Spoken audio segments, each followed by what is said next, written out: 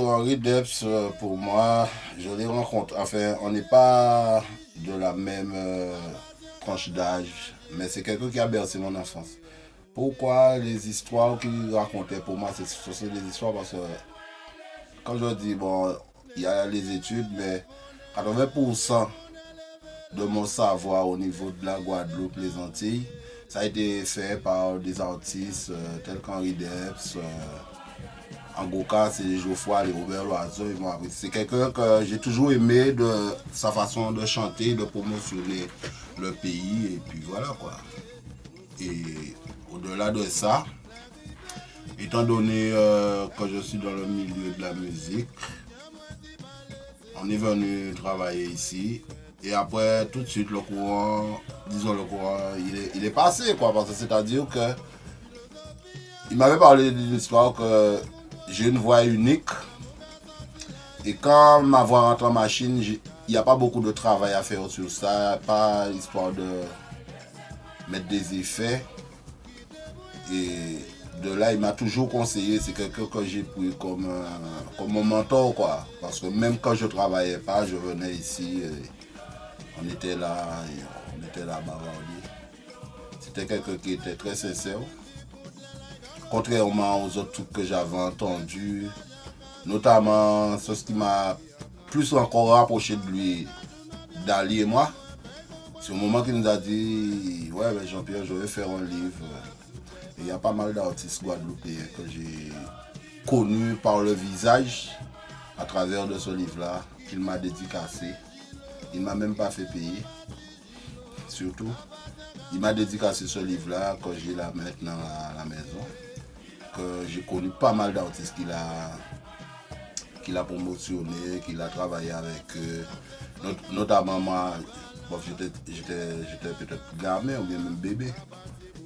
Philippe Ménade, ces gens-là, ça, je connaissais le nom, mais pas le visage.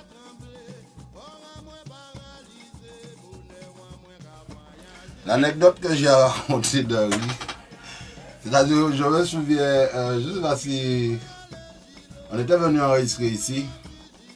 Il était là-haut, mais il était déjà un peu malade, si on veut.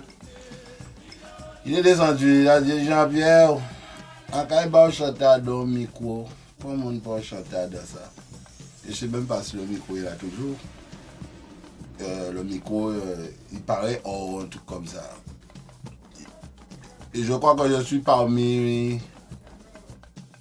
un ou deux à avoir chanté dans ce micro-là. Il m'a dit c'est pas un micro qui. Il m'a donné ça quoi. Il m'a dit bon, je vais chercher le micro pour toi. Il m'a fait chanter dans ce micro-là. Alors c'est pour montrer comment il tenait. C'était quelqu'un, à vrai dire, il était solidaire avec moi. Et je vais raconter une autre anecdote. Et ça m'a toujours dérangé. Jusqu'à maintenant, je me pose des questions. C'est-à-dire j'avais été joué à Marie-Galante la veille de sa mort. J'avais été joué à Marie-Galante. Il m'a appelé, mais je crois, lorsqu'on m'a appelé, j'étais sur la scène de tête. Parce que j'ai pas entendu et j'ai pas vu ça. Alors il a dit à Christian Laviso de me dire de passer le voir. Mais le lendemain, quand je suis rentré en Guadeloupe, j'étais un peu fatigué.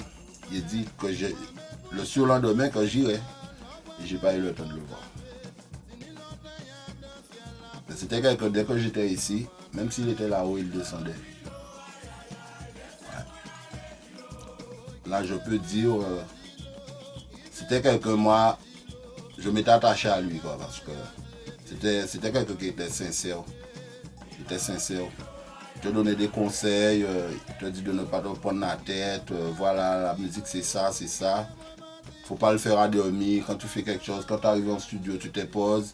C'est pas celui qui est assis derrière la console qui doit te dire qu'est-ce que tu dois faire. Tu dois lui dicter sur ce que toi tu veux. Et c'est à lui à retransmettre comme il s'est touché à la machine pour te retransmettre. Il me donnait pas mal de conseils comme ça, mais voilà quoi.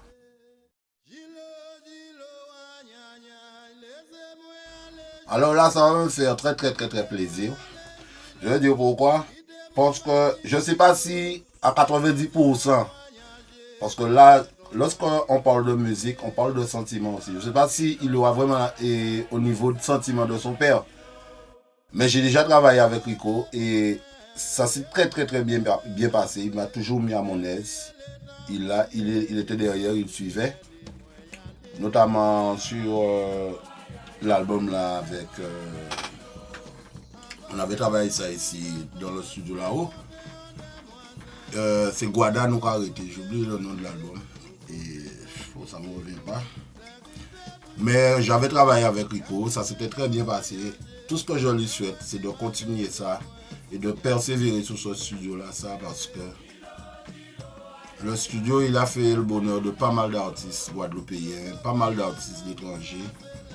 Et je crois, pour nous, c'est un monument, quoi. Si on me dit là, maintenant, en live, là, que Rico va prendre la succession, de tout cœur, je suis avec lui, et puis voilà, quoi. On va continuer à bosser, perpétuer le boulot, quoi. Et j'espère qu'au niveau que ce sera là, ce sera présent.